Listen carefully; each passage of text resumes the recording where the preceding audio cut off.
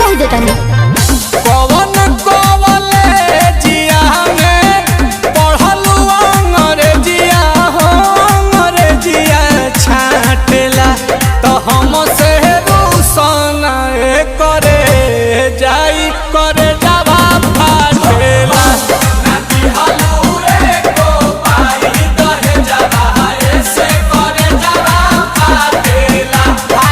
दहेज सही तरह के तू ना देख लो